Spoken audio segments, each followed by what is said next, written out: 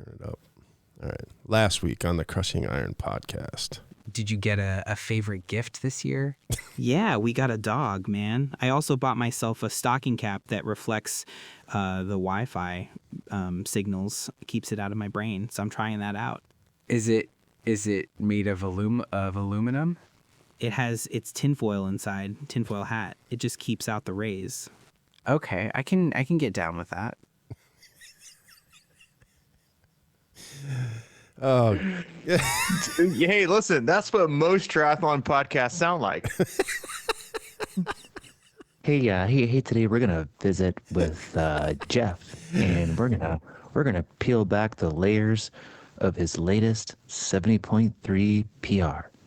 Jeff came to us from a different training program, and over the course of the last few months with his dedicated training and focus on our specific philosophy, he has unlocked his new self and is now ready to take on the new year. That's what they all sound like. You should have recorded that. I kind of nailed that one. I did record it. We can just roll. It's recorded. Oh, dude, it's so true. Yeah, I got to find some new AI voices, man. There's a limit. You do. There was only like 3 choices, man, on the thing I got. But oh, dude. All right, yeah. Give us a real deal intro and let's get rolling.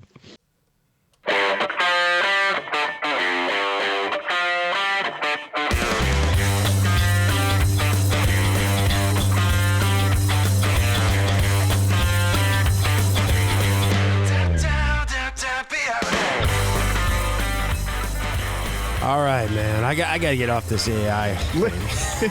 Listen, who says we don't know how to have any fun? I mean, like, who says triathletes aren't any fun? We have already had. That's what I keep saying. Laughs and a lot of fun to start the cast. It might be a dreary day here in Overland Park, Kansas, with lots of rain, but it is January 8th, the year 2026. Welcome aboard, everybody. You're listening to the Crushing Iron podcast, and this is episode 899. Yeah, man. Almost at 900. Wow. Yeah. Almost at 900. We're almost at 900. There is. Oh, man. Yeah. Yeah. What a day. All right. Great start to the week. Yeah. Are you gonna rip into it real quick, or are you gonna like add it in as before you post this? I don't know, man. I was thinking about just leaving it where it was. I think just leave it where it is, man. I think you just leave it where it is. Yeah. I'm sure I'll get all kinds of flack for it. But hey, listen, I listen to a ton of podcasts. And sometimes that's the thing. Like we roll in with this, Mike rolls in with this impromptu AI generated, middle of the pack age grouper, voiceover to start us. And I'm like, man, there's probably somebody out there. It's not like we have more than like 7 listeners, but there's probably somebody out there who's like, yeah, I'm going to get into try this year. And oh, gosh, I got a lot of reviews, pretty highly rated, 897 podcasts. Man, let me start at 898 and see what happens. They didn't make it through the first 10 seconds of that one. Well, I guess it depends on what kind of triathlete they are. But no, listen, hey, it's the first of the year is always exciting for people, but it's also, I think, super challenging. So it's good to keep things lighthearted. We're both, coming off a little bit of time off. And we talked about this last week. When you come off time off, you're back a little more energized. But the thing to me is like, just, we'll talk about some different things today, but I was like, reflecting on like the start of this week's podcast and today. It's not like we came back from the break and we were like, all right, man, we haven't done any podcasts in a while. Let's try to do 5 this week. Let's just go all in, and let's change it. No, we're just doing the same cadence and the same thing we've always done, which is pretty much coming at you twice a week. And then just having, a little more fun and enjoying the same thing we've been doing for, almost 900 podcasts. So 900 hours. Again, like we talked about Tuesday, be extraordinary doing the ordinary. You know what? Be a good, well, not for us, because this is the last thing you and I would ever do, but is there any other triathlon related podcast out there with that many episodes? No, I don't think so. It can't be. No. It can't be. I mean, listen, we're the we're probably the quantity version, not the quality version, but I got most an of them email the individually other go- day. It said, trying to sell us ads or something. They said, we're the Oh, top that's okay. 50th health and fitness podcast in the world. In the war, I don't believe that for a minute. I don't either. Well, sometimes when I hear a stat like that, and I'm like, well, the world's still pretty much a shit show. So are we real? Is that really saying? Well, maybe anything? Are that's we the really that giving- maybe that's we the really giving any good advice, right? maybe that's the proof in the of the consistency piece. Right? Maybe it's Yeah, I just guess like, that's probably true, right? you know, we if just there's an algorithm that says 900 equals something. Well, listen, we are the podcast. We are the podcast version of qualifying for Kona because we just simply outlast everybody. we are the podcast that will qualify for Kona when we turn 73 because we're gonna go to a race and we're gonna get first in our age group out of one, and then we're gonna take a spot, baby, and then we're gonna get there. And just because we've outlasted everybody, here we are. We're still standing. We still got mics. Brutal sunburn as the logo from New Orleans 70.3 that you did back in what, 2013, 14? Yeah, 14. Yeah, because I was newly sober then, so it's been that many years, and I'll never forget your I think even just coming straight out of treatment, I think I picked your swim down by the minute for that race. Did you? I know you didn't pick Yeah. my bike. No, I didn't pick your bike. That was one of the moments where your mom was texting me asking me what happened. I was like, listen, you act like I'm in charge right now. Like I have no idea what's going on. You had a bad experience there. And it's funny. I mean, I don't think we've ever talked about it, but I know this is for, 12, 13 years ago, but I had a similar experience at New Orleans 70.3. I know most people are like, New Orleans 70.3. What is that? Yeah, back way back, back when we used to, do triathlons uphill both ways, there was a New Orleans 70.3. Now listen, they rarely had the swim because it was always canceled. But when they did have it, it was in this weird like M shape. But the year that I did it, this is back before I got sober, I just bought these like brand new full-on carbon TT bars to go on my Cervelo. They were 3T. They were light. I go over the first, like that. Remember that first like overpass you go over, like that bridge? Well, I hit one of the spaces they have in them to, for this, so like as expander joints, or what do we call them? Mm-hmm. I hit one of those and lost my right pad. Oh. First mile and a half, and I ended up having to do the whole thing with like holding on to my base bar on my right and keeping an air on my left the entire race. And it was super windy. I actually ended up running well that day, but yeah, it's like there was always something, which is, I guess, besides the fact that it was, stuck in New Orleans, there's always something going on in that race, or canceled or postponed, or like, pouring rain. I think that was actually one of the races that they had to like cancel at race morning. Like there was a huge storm came blowing through. Anyway, that was a small little sidestep on New Orleans there. But yeah, that was one of the 70.3s. I actually kind of missed that. I don't know if I missed it. I wish they still had it. That was a crazy race. I felt like you dove into a pool of oil. A pool of petro. Yeah, it was like, because it was like a what do you call those things? Like a marina type of deal. Oh, you could smell it. Yeah, I mean, there was like people were, I don't know. And then you got out, and of course that was the race where my front brake was rubbing, and I just had no idea how to loosen it up. I kept getting off the bike, and I was trying to literally break the cable just so my brake wouldn't rub. And I remember like pulling off the side, and there was like a guy with a shop there, and I'm like, hey, you got some wire cutters? It's like I was ready to just cut the brakes. But yeah, then I ended up walking them. Super flat. I mean, you probably could have. Yeah, I mean, I don't know. I mean, I would have been okay with the back, I think, but just it was super windy, and I feel like it was hilly, and it was in a weird like part of town, and it was in a part of town you didn't want to have a flat and get stuck there for a while. 100%, dude. The town. And then they wouldn't let you take the bikes out. I remember. I feel like after the race,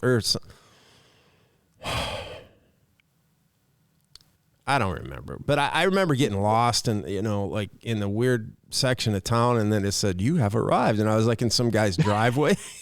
I was like, what in the hell? Cause I remember cause I was going to leave my bike. I was so pissed about the whole thing. And I ended up walking most of the half. And I met this guy who I still kind of communicate with on Instagram once in a while. This is kind of weird. Yeah. Oh yeah, are we still on the podcast? Yeah, I was gonna say we've gone way down the rabbit hole. But yeah, your buddy you met 11 years ago in New Orleans. Yeah.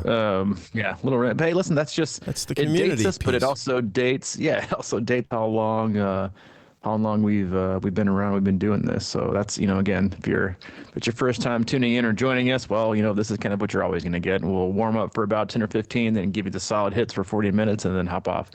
But no, like a lot of stuff going on this week. Exactly. I had the itch to go on a swim rant. I'm going to withhold, even though I know most people like a good swim rant. But the genesis behind me wanting to do a swim rant, I think it can also be, spread out from a topic standpoint over all three of the sports. And it was, I've had this discussion like with a lot of athletes, not just this week, but before our kind of year-end sabbatical. You've mentioned it before on the podcast, and it's really about just being, what I like to call a one-speed wonder. And I was having this kind of back and forth with an athlete a couple weeks ago, and then earlier today that came just from a different training program. Was like this, you're a one-speed wonder. And one of the reason I want to talk about swimming today, and again, like we'll talk some about it, but also about cycling and running, is I've got for a lot of athletes right now doing a few things to kind of like measure your stroke rate, and do we have more than one speed or do we not have more than one speed? If I was to put you in a pool, like one of the things I've done this week for a lot of athletes is I put them in the pool on Monday and we do some distance per stroke and count our strokes. Again, not to go slow, but just to see what our stroke rate is, how powerful we are, how not powerful we are, how short our strokes are, how long our strokes are. And then today on Wednesday, a couple of athletes, or no, today's Thursday. Yesterday, I had most of them do kind of a short speed set, just working on arm turnover with the goal of seeing like, what is our delta between our distance per stroke, like our long and strong, versus our high turnover. And some of them, like you might go from if you're doing a 25, you might have, 16, 17 strokes. And then on your all out, you might have 21, 22, 23. And you want to be a lot faster. You had some of them that had a nice discrepancy. You had some that were pretty much right smack dab on it with the same time, right? These are one-speed wonders. You do the same swim workout all the time. Same goes for cycling, right? Like if you're doing, a lot of us kind of, I think we talked about this one of the later podcasts this last year, but same thing goes for cycling, right? You have a lot of athletes that, while we are both, and I guess in C26 as a whole, from a coaching standpoint, like we are huge fans of big gear and torque work, right? Like 45 to 60 RPMs. We're a fan of that work. We're not a fan of you having that kind of a cadence on race day. You've got to be able to kind of like work your way through all the different pace ranges, all the different cadences from 45 to 50 to 60, all the way up through, 95 or 100. This is one of those things like you have to practice, and you're going to find it to be uncomfortable. Some athletes have a really hard time like grinding over those big gears. Like 70 to them is big gear. Mm-hmm. Right? That's their biggest gear. Some of them are like 45, 50. And then some people, to them, high cadence is 90. And some people, that's where they fall naturally. Their high cadence is 105. Like they have a hard time getting up. But you have to train those things. You have to be able to move your legs faster. You have to train them from a neuromuscular standpoint. And the same thing with running. Right? You can't just slog along with the same cadence all the time, the same stride length, and expect to have really, really good results. And so again, like I want to talk about swimming, then I was thinking about like all the things that people should be working on this time of year. And then people who just frankly feel stuck, right? You feel stalled out, you feel stale, you've been doing the same thing for forever. And that's why like swimming came to top of mind, because most people, that's what they do in swimming, right? They just get in, they swim the same speed the whole time, like top end zone 2s, low end zone 3. They're mindless about it. They don't work on technique. They don't work on form. They don't work on strength length, stroke length. They don't work on turnover. And then they wonder why they're the same speed they have. Same thing with cycling. Like a lot of people go way, way, way too hard in zone 2 to where they're probably on most days actually flirting with zone 3, and then they don't have enough juice left in them. They don't have enough rest. They don't have enough recovery to actually go at a higher threshold to build. So they end up in that, what they call the gray zone, right? So they work in what I would consider like high load 2, or excuse me, high zone 2, low zone 3, all the way up to like the bottom part of threshold. So if you got like, you know, a 5-layer cake, they're smack dab right in the middle of that 3rd layer pretty much all the time. And they wonder why they're not getting any better. In running, it's the exact same thing. People go out the door, they want to hit a pace, they just want to run fast. I mean, I'm sure you read the same things I do in Training Peaks all the time. Is I just don't know how to run slow, right? I just get up and go. I don't know how to pace, right? And pacing is like the consequence, right? Improper pacing is a lot of time is the consequence of not having multiple gears, right? And I think that's something that, again, has to be practiced. But again, going back to swimming is, I was telling an athlete yesterday face to face, I said, you know, it would be really interesting to me to see if like tomorrow there'd be a huge like jettison from participation in the sport. But what if we woke up yesterday and there was a huge email from Ironman and it said, going forward for 2026, in order to participate in any 70.3 or full Ironman distance, the following will be the new race format: bike, run, swim. What if you had to swim last? And I think that's when most people be gone. Like they're like, oh, well, I'm picking up duathlons. Like, see you later. Like, I don't swim much anyway, but I'm definitely not swimming after. That'd be a little bit too much, a little bit too dangerous. But the point being is like, you know, you can't just pass on. You can't just poo-poo. You can't just like shove to the side something and pretend just for the sake of your own comfort that it doesn't matter. And that's the same thing applies to pace changes and being a one-speed wonder. Like, you got to go easy to be able to go really, really, really hard when it matters. If you really want to build a very robust engine from the guy that can walk fast and never be out of breath, right? Being very aerobically fit when you're jogging, when you're running in zone 2, and then someone who has a high, you know, maximum oxygen uptake with their VO2, and then all the way down. You got to build yourself a complete engine. And if you don't want to be a one-speed wonder, you can't just be a one-hit wonder either. Yeah, man, you bring up some really interesting points there. Good job. I think what I was thinking about when you're saying that was actually cycling. And, you know, maybe when I feel like I was at some of my peak cycling capabilities and stuff. And that was back when we used to ride the trace a lot. And I remember thinking at the time, because we used to kind of pace line a lot.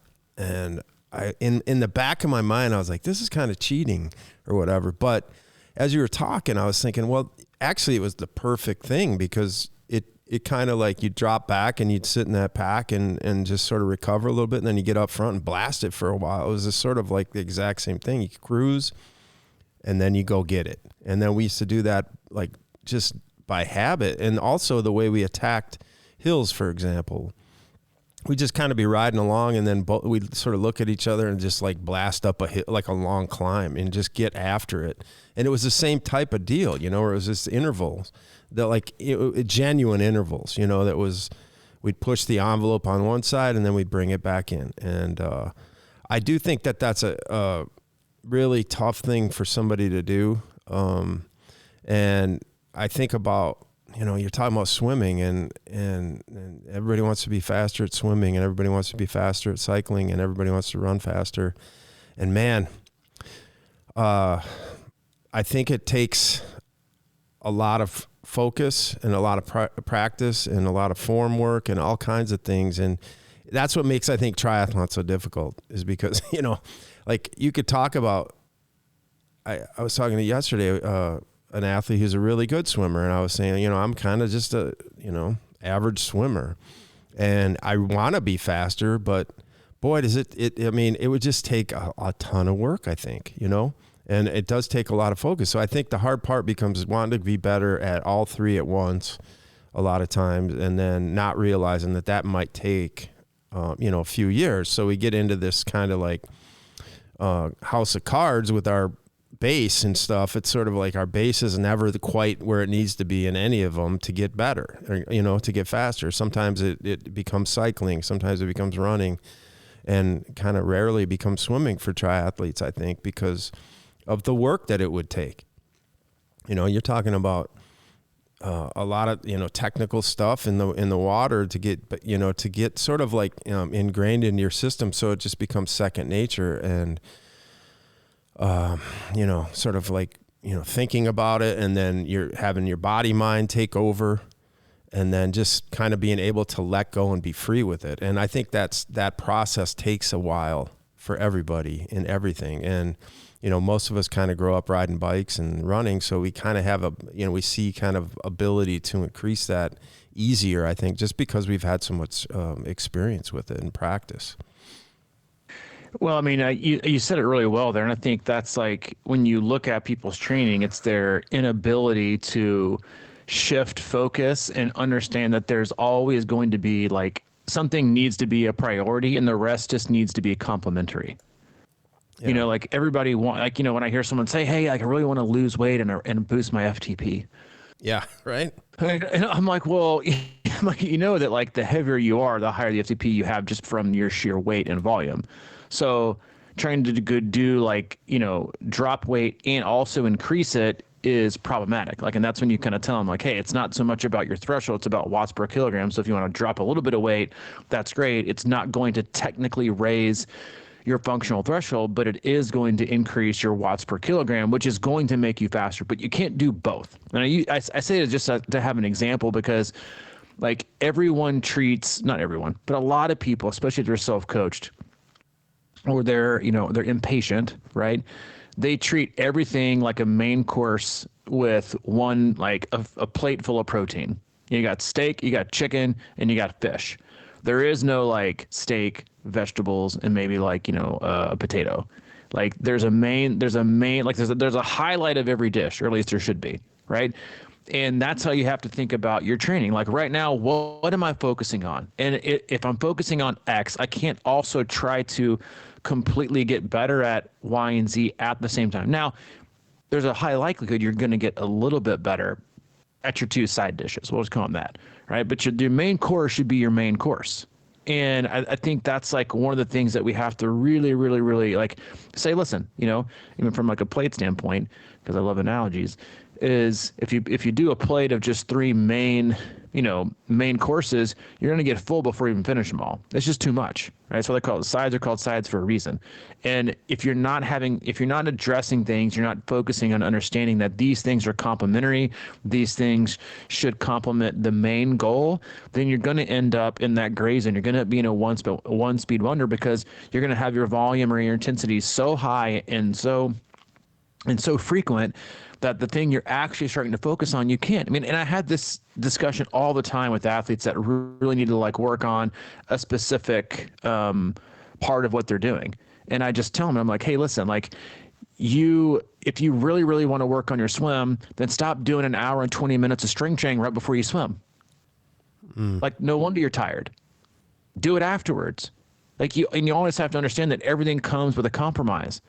And so, and that's, and you also have to be that's okay, right? The first session you do of the day, especially if it's intensity, is going to be you're at the highest likelihood of nailing that session than the other ones, right? You're fresher in the day, you've got more pop, right? The life stress hasn't, compounded things to you either. Like you're in a good spot. It's the same thing that goes with intervals. Like I talked about this in my email today. It's like if you're doing like a 3-hour bike ride and you are in the early part of the season and you're really focusing on just raising your threshold, then you want those intervals at the front because you're going to be able to put out the most amount of power before your legs get tired. As you get closer to the race, you want to move them towards the middle and move them towards the back because you're going to be able. It's about what you can do while you're tired. And I say that, like, I get that example because that's also the same example I would give right now for people that are trying to do so many things all at one time. Right, it's a New Year's resolution, pretty much it's the New Year's resolution script. I'm going to change. I haven't been able to change really much of anything for the last year, but this first week of this year, I'm changing everything. Right, and then you wonder why people fail. Right, and so you pick something to focus on and be okay with. That's why they have to be these small increment. Like if I was sending, these people to the pool on Monday and say, all right, today. We're not just going to focus on distance per stroke. We're going to focus on distance per stroke. We're going to focus on early vertical forearm. We're We're going to focus on finishing back. We're going to focus on, breathing, to one side. We're also going to focus on, you'd be like, whoa. That's just too much, right? You have to have one thing and understand that if I like complementary sessions and supporting sessions are great, right? Your easy runs, right? Your easy rides, even sometimes your harder stuff can be complementary if done correctly. It's just where you put them, where you place them, and then and then it also just comes down to your execution, right? Like how easy do I have the big picture in mind? Right. And if I'm not going to focus on the big picture and I can't take the time and the patience to just build what I want to build this year the right way, and I'm already trying to get ahead of myself. Like you're that person that's already missing turns, trying to get to your destination because you're going too fast and you're too much in a hurry. Your bags aren't even packed. You don't have enough air in the tires. You haven't done an oil change. You're halfway full of gas. But you're like, I'm going. Here I go. I got the motivation. Let's just go. You're just not going to last long. So you got to have a purpose. You got to have direction, and you got to know, if you got, 4 different accelerators, you got to know what to really put the accelerator on and when to coast and when to put the brakes on. Yeah, it's so interesting, man. I've been trying to get back in the water for a while now, and what crosses my mind is like, all right, what am I going to do when I get there? It's been a while. I'm out of swim shape for sure, but then I'm like, it's weird things like, well, I'm going to see if I can just go maybe 3,000, just prove that I still got it. Or do I just go there and kind of find my groove? And then, as we talked about many times and, your proponent of is just like do 25s and do them, just do them. Get your stroke back and work on your stroke. And I think it's interesting. And I'm not saying I would do this my first time, but like as I get a little bit into my groove, and then you just start thinking about, I love that, how you said that, because I'll ask people what they think about when what are you thinking about when you're swimming, you're trying to get faster? And they'll list like 7 things like that. I'll be like, no, just one speed all out, do 25s or something, it's like, because I just find, I've been swimming now for 10, 12 years or whatever, like as we said, back to New Orleans and further, but I think I have a basic understanding of how to swim, right? And then it's just like, to me, a lot of times it becomes that thing that I just don't go hard enough, right?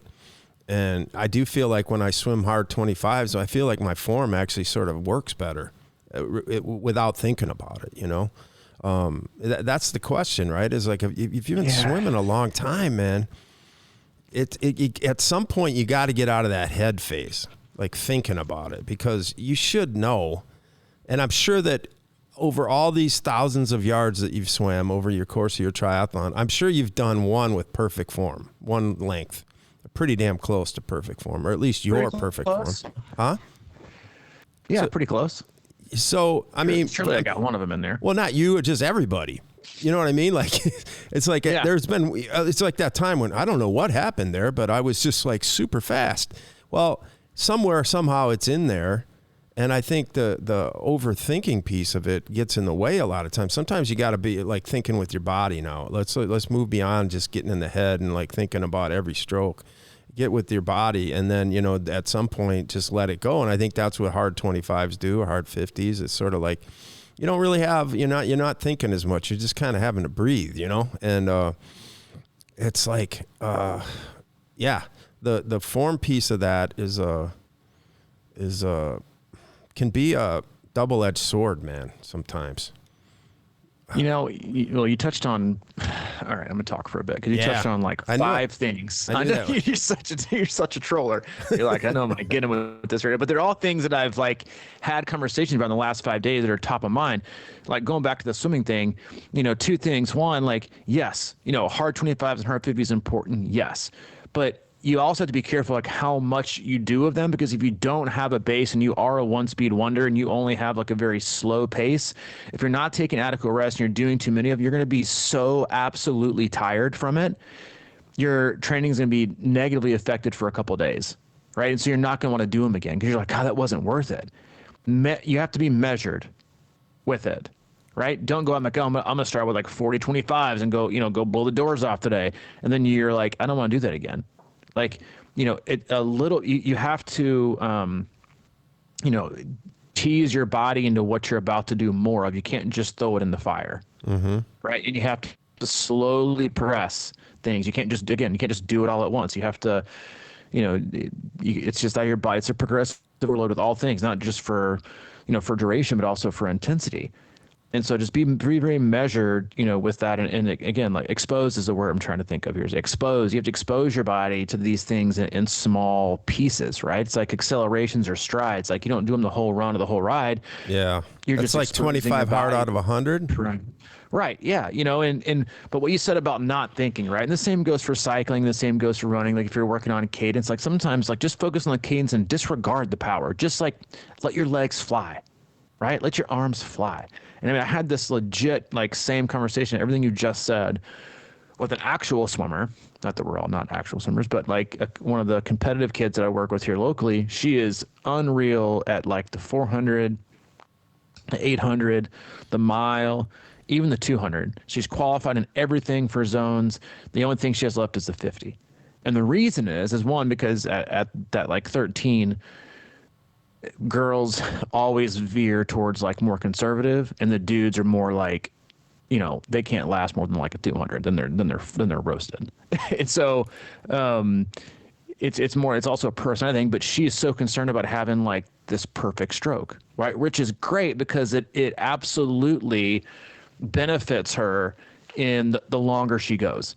Having a nice relaxed recovery, reaching where she needs to reach, reaching for the corners, like she does all that great. But when it comes to 50, and this is kind of a hard thing to kind of flip the brain. And know what triathletes are going to think right now, so I'm gonna get that in a minute. But I just said, for a 50, your technique is almost irrelevant. It's not irrelevant, but it's a total opposite technique than 100 or 200 is. It's just how fast can I move my arms before I get to the other end, and how little can I breathe. That's it.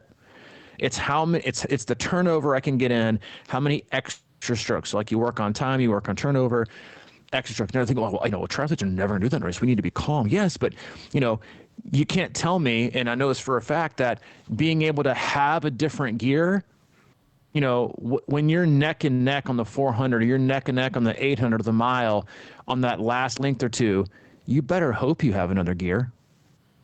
Because if you don't, then you're just going to let the other person who has it beat you because you don't have the other gear. Not because you don't have the fitness, but you just don't have the other gear. You don't know what it's like to be able to increase that turnover and actually make your body go fast. You have to have all the gears. Same with triathlon, right? Same with what we do in our swims, whether it's a sprint distance pool race or whether it's a 2.4 Ironman. Like it might not be a sprint to the wall, long course meters 800, but it might be you get in the water and now the seas are super choppy and windy. You better have a different gear, because if you don't, your 110 swim's about to be a 130. You go off course, you get drifted like left or right because of the current.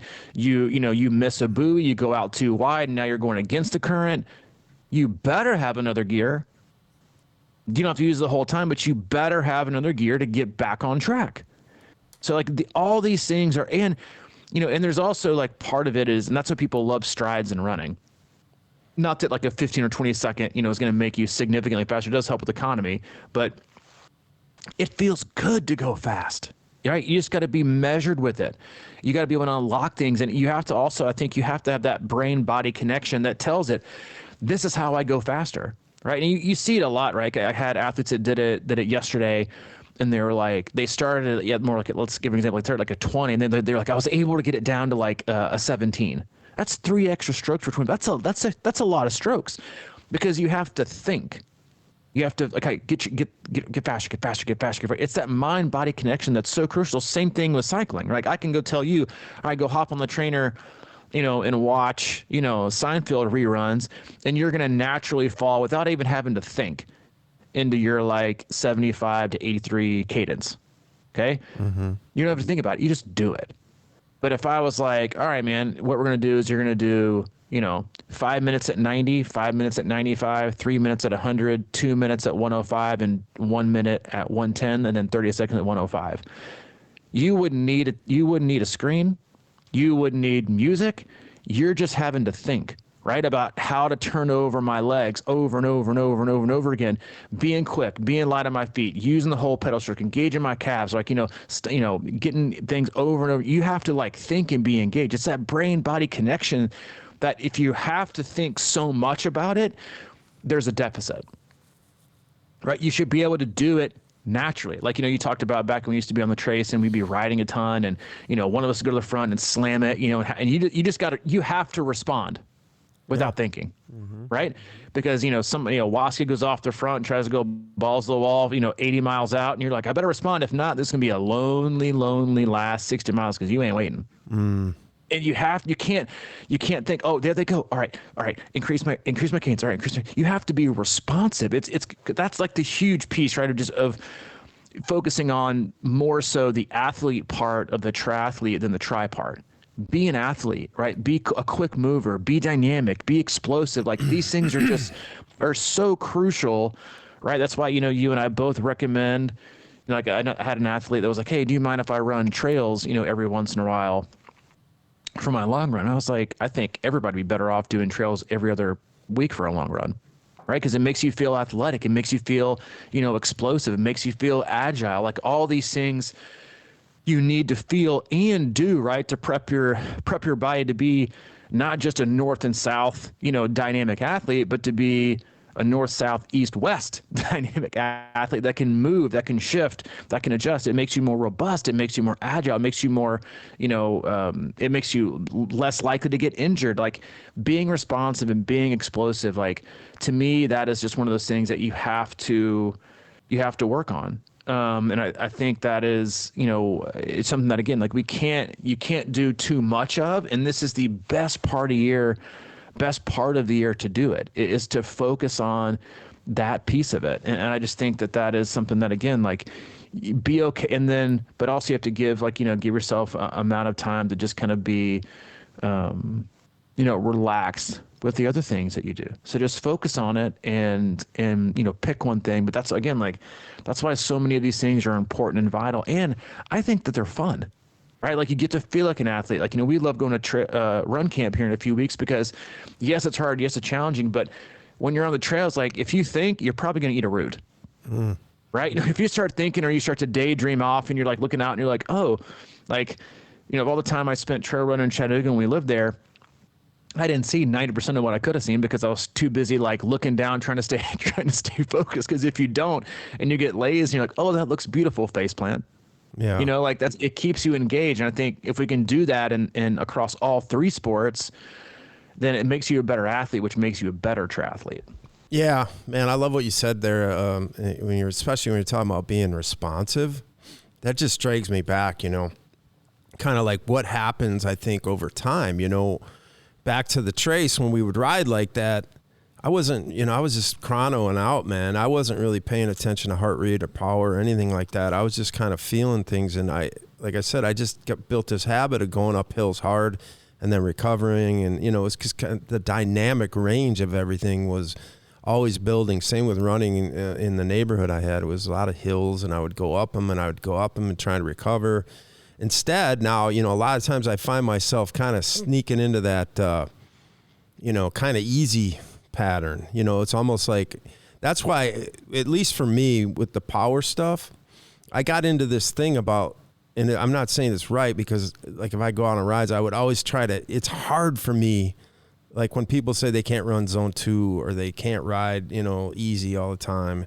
I think that's just natural that we can't do that. I mean, for me to think about running zone 2 and keeping everything way low, and it's just really difficult. I know we have to do it a lot, but what I haven't been doing is taking those high ends and pushing them nearly as much. And I started riding with power, and the last couple of years, I didn't really do it this much this year, but the last year I tried to ride with power at Wisconsin. I got all jacked up because I was just trying to reserve everything, and I wasn't being responsive, like you said. I wasn't riding the course. I was just sort of like, sitting in a place, and I just think that's harder sometimes. It's sort of like you're saying. I mean, for me to go out and swim around here, I would go long and it would just be like this trudgery. And then at some point I'd be like, I got to pick this up. And I would just start swimming hard, and it almost felt easier on some regards, you know? So I think that's one kind of drawback of swimming open water, is that you kind of have a tendency to just sort of lock in. And, you know, I felt fine last year at the race, you know, I felt strong enough, but my first thought when I got done was like, I should have went harder, you know? It's like, but I didn't necessarily have the confidence or, you know, the experience with that dynamic range or that responsiveness, and I wasn't training it enough. And I just think that is an important muscle to train. You know, it's that up and down, and that's why I like the, you know, like Moneghetti runs when you're going hard and then you're having an equal break between. And it just seems like every time, once you, that's why I think that with the 25 hards in the water is important, is because what I do is I'll do that, and maybe like I was saying, like go 25 hard and then finish out 100 or something like that. But what happens to me is I just reduce effort and kind of remember what that was. You know, it's like a little more pressure on everything, you know, so you're going faster when you're not even trying. And that's kind of how I feel in running. By the end of a Moneghetti, I'm usually just kind of cruising, and you know, it's like maybe 30 seconds a mile faster than my warm up, just because you're kind of dialed into a little bit more of a comfortable zone, even with a little more speed. I don't know. It's just the stuff I think about. But I do think that what you're talking about is being responsive and being able to do that and having those extra gears. And that's why I like the gear up stuff in the bike. I try to get myself in uncomfortable positions and fight through it. And that's when I just feel like I end up being a better overall cyclist, is when rather than just kind of cruising along for 4 hours or something like that. That really doesn't, I don't know, at least for me, it doesn't pay off in the better cycling. And, you know, it's. Yeah, I mean, like responsiveness is key of all things, right? And I think that like the inability to be responsive, you know, largely comes back to just like falling into, you know, a comprehensive trap of of continuous training that never has any changes, and you're never truly present. Mm-hmm. You know, like you see it all the time, like where people just be, hey, like I just zoned out and I missed my zone targets, or I floated too high, or I floated too low because I was watching it, or I was listening to music. I'm like, no, is it in the world? Absolutely not. But it does, you know, shine the light on the opportunities you have to be focused, or the repercussions of when you're not, right? And again, you don't have to do it all day, every day, like, but it also shows up in races, like being responsive or not being responsive. And that goes also to just like your inability to be responsive when something goes right or wrong, you know, or you drop a bottle, or you've taken in too many calories, or you're too behind on calories. How are you going to respond? Are you going to stick the same plan? You know, your gut's overflowing. Are you going to keep doing it? No, you're going to back off. You're getting dehydrated, getting lightheaded. You're just going to like, oh, nope, I'm not supposed to drink my Gatorade for another 45 minutes and 30 seconds. I better wait. No, right. I got to stay on plan. No, you're going to adapt, right? So you've got to be, you got to be responsive and do those things so you can flip that switch. And I think, and sometimes it doesn't need to be gradual. It can be, you know, it's funny, right? We do it a lot in running. We do it a lot in cycling, right? We do, you know, without even thinking about it. We just don't call it responsiveness, right? We just call it a rest interval and a hard interval, right? Mm-hmm. You know, to generate the highest power any individual can create on the bike, you have a higher cadence, like 95 plus. In order to get that's just physics. Same thing with running. Your highest velocity is going to be with the highest cadence. So we do that in training, right? When we go, all right, do 4 minutes on, 4 minutes easy, right? So you do that responsive stuff. But in swimming, you know, we rarely ever do it. So you can call it, you know, recovery, or, you know, your intensity and then your recovery. Or you can call it a different focus, you know, based on what it is. You know, you could say, you know, a lot of times I like to do one of my favorite bike workouts that doesn't look hard on paper, which those are always the ones that kind of sneak up on you, is like what I call big gear switches. And I'll make you do 2 minutes of big gear work, you know, 45 to 60 RPMs, and then 2 straight, and then to do that 2 minutes straight, and then do 2 minutes immediately following. So no interval between to kind of like gradual, but going from 45 to 60 all the way up to 2 minutes at 95 to 105. And we're not even talking like high power, we're talking like zone 2, maybe zone 3, just if you don't get your gearing right. the amount of like discomfort you can find in athletes is incredible. And again, like you're not working at the cadence you're going to work on race day, but being able to fire and go between both those and establishing that level of comfort, like we do that. It's just funny to me that like we make this big to do about, quote unquote brick runs because it's different running. You got to get your body adapted to running off the bike. But when it comes to all these other different things with swimming and cycling and running that actually are important to becoming a better athlete within each of those sports, but then actually becomes allows you to become a better triathlete, we don't focus on that. Oh, we got to run off the bike because it's a brick run and it's completely different than, all the other runs that we do in life, because your legs are tired. Okay, well, you don't focus on, you don't do any big gear work, even though you got, a long, hilly bike. You don't do, higher RPM, swimming, even though you've got a nice choppy swim coming up. Like people don't do that stuff. They just, mindlessly follow, these, very general, once thought of to be, like so crucial pieces of the puzzle. And, you have to focus on all those things. And like, again, this is the best time of year to do it, is to dial it in, get better, and one of my favorite quotes ever, is from, Dan Lorang, the coach of Jan Frodeno, Annie Hogg, and now coaches Lucy Charles Barkley and Taylor Knibb. So, he kind of knows what he's doing. As he said, if you can't do 30 seconds fast with great form, why do you expect to do it for 5 minutes? But everybody wants to jump to the long, right? It's just too short. Like it doesn't do anything for me. No, it doesn't do anything for your ego, right? It doesn't do anything for what you feel like you need the day for mentally. It does do something for you physically. And if you can't do it right, again, if you can't do it right for a 25 or 50, just like you just said, right? You've held perfect form at some point, right? Like I did a swim analysis over the weekend for an athlete who's a state level swimmer, but she hadn't swam since May of last year.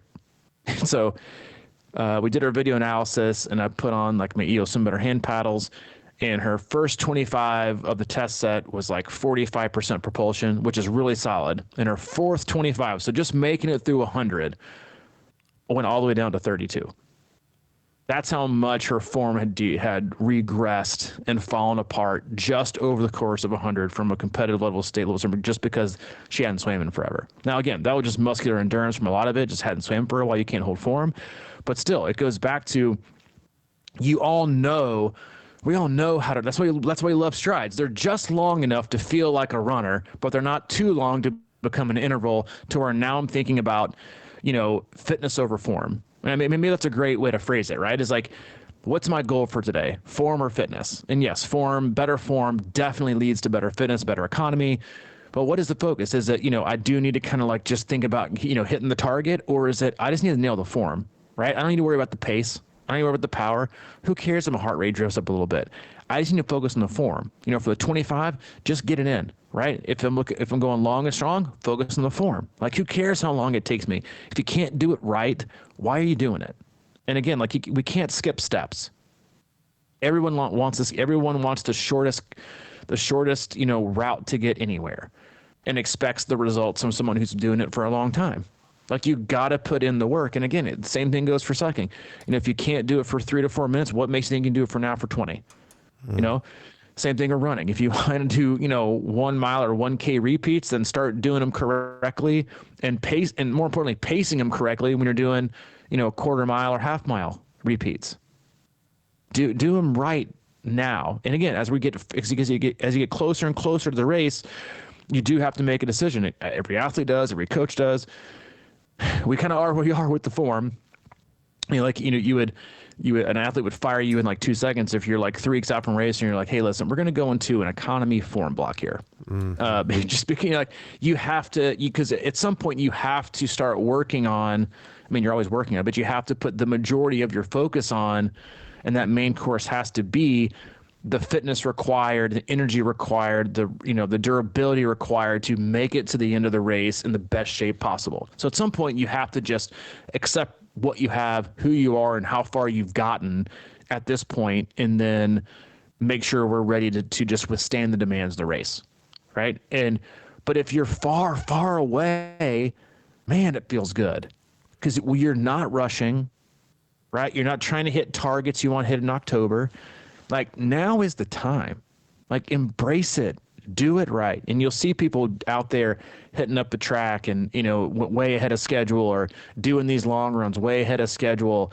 Well, in February, they're going to be on the couch doing nothing because they're burnt out and they weren't ready and they weren't capable. You're over here again, being extraordinary at the ordinary. And then just layering those week after week, week after week, month after month. And then you get to May, June, July, August, September, whatever your big race is. And you've gone through it.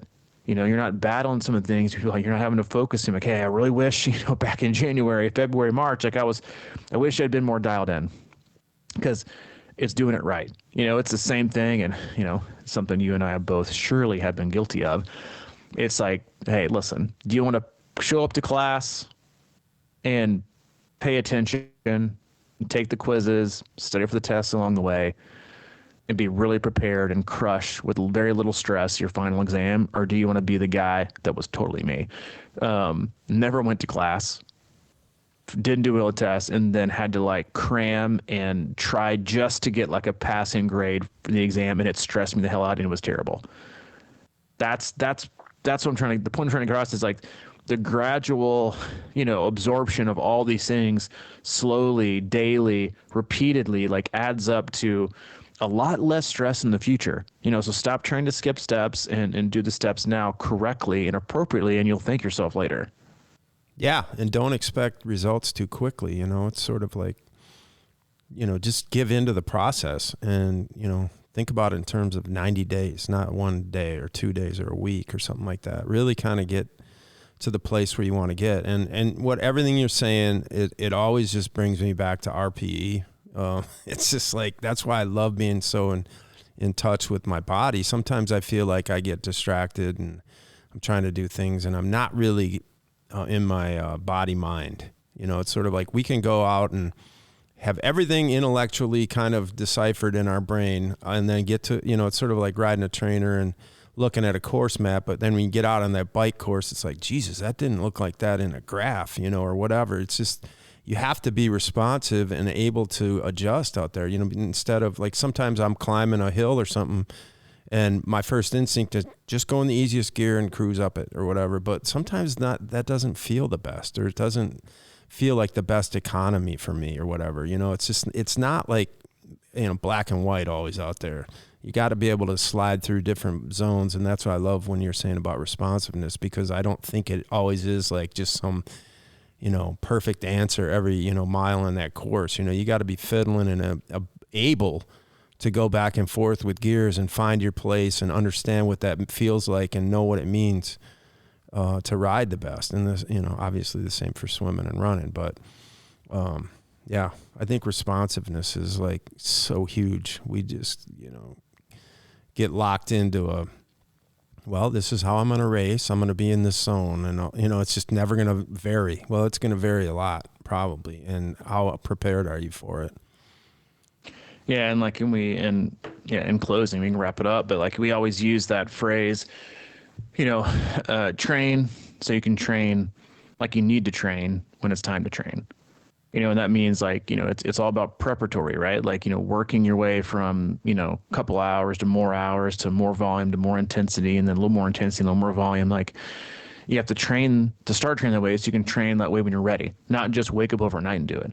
And the same goes for how we move, right? You have to move so you can move better when it's time to move better and faster and stronger, right? You can't just do it overnight, and you can't just skip from one thing to the next. Right. And I know I don't move right. Let's do some hill work. I'm like, dude, your calf's been bothering you for a month. No, I know you don't want to do, form work, but if we don't, then you're never going to do hill work because you're never going to be capable of doing it. And the movement matters.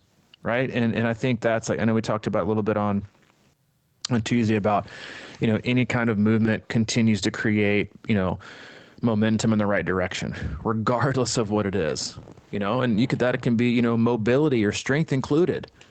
It's just movement is great, and just how we move. It's so important and so vital and so, blatantly ignored all the time. It's all about, I want to do these intervals or this VO2 max session, or I want to do this. You can hem and haw about, interval placement and length and duration and, rest interval placement and how long, or to lengthen it or shorten it. But if you're not moving correctly and you're not efficient, across all things, then at some point it's going to come to a head, and it's not going to be a good one, right? You're gonna outwork your body's ability to withstand your improper technique and your improper form or your improper recovery, and it's going to rebel. And that might be prolonged sickness, it might be overtraining, it might be injury. But those things are largely your body's response to you not listening to it and taking those things into account. And I see it all the time, every other week for the most part, from like some of the younger competitive, especially some of the competitive swimmers that come in that are female, between the ages like 13 and 15. The swimmer's mentality, which is also largely, triathlete's mentality, not the swimming part, but the mentality is you just get in the lane, you try to make the interval. Doesn't matter my form, I just got to work harder to keep up. But at some point, like if you don't address your form and address your technique, then you're building such a robust engine and letting your chassis continue to degrade that at some point, something's going to crack, and it's not going to be your engine, it's going to be your chassis. And you're going to have it. You're going to have a huge setback. And the same thing goes with triathlete, or with any athlete, right? Like regardless of the sport, if you don't focus on moving correctly, because again, like, talking about swimming again, but, economy and efficiency, like that's why swimming is so frustrating to people that don't know what to do or how to do it. But in swimming, like you can make one right technique change and be faster and be less out of breath. And if you could sell that to the cyclist and the runner, they would do it too. But they don't, right? It's like, oh, I just want to go harder, baby, like harder and harder, like regardless of what's going on, like harder is better. And it's just like, well, what if I could tell you can move easier and move, and be more economical and be more efficient? Oh, okay, I guess that doesn't sound very fun, but it is, right? From like being aerobically efficient, being mechanically, economical, like those are the things that carry you. And then yes, is your form going to break down? 100%, right? Like at some point, especially with the age groupers, right? Like it's gonna come down, but it's like, do you want to have it fall apart at 22 or fall apart at 12? Huge difference, because if it falls apart at 12, your zone 4 effort is going to be yielding a zone 2 pace. Because of how because of how degraded your economy has become. Like, you don't want that, And so again, like now's the time to focus on it. When you're far away, you got to race far, far away. Take the time, be economical, be efficient, be responsive, slow things down, do it right. All right, there it is. A little bit of swim, a little bit of bike, a little bit of run. Yeah. A little bit of that. Awesome. That's all we got. You got any announcements before we close out? Announcements. Who knows? We got like new intros. We got all kinds of. I don't know if you got like. That's a good point. Yeah, I mean, I got nothing, man. I just. I got nothing either. It's just hey, listen. We've been surprising the masses this week. Maybe next week we'll insert some fake AI ads in the middle of the podcast. That's actually what I was thinking about. Oh, dude, I love it. Yeah, I mean, we're never gonna hop on that train, but yeah, dude, it's yeah, and it's painful to hear some of these like triathletes try to give an ad. And I'm like, man, this is just like not good. But you know what? We're not good at a lot of stuff either. So, as always, we do love you guys, and we appreciate you. Go to our website, C26triathlon.com. It is our one-stop shop for all things coaching, camps, and community. especially if you're one of those people looking for more direction, more specificity, and a coach to guide you and direct you over the course of 2026 and beyond. Check out our coaching tab. See the coaches that might fit your personality or what you might need the best, or just reach out and we'll help you identify the right one for you. And as always, if you need anything from Mike, he is available, Mike at C26triathlon.com. Or if you need anything from me, Robbie at C26triathlon.com. Oh, man. I just got a spam call, and I was thinking about answering it. Put it online here. Hey, how's it going? Here we go. Say that. We'll have to use that up in February once our new like change of pace stuff runs out. All right, man. Well, have a great weekend. Dude. Yeah, man. You too. Talk to you later. See ya.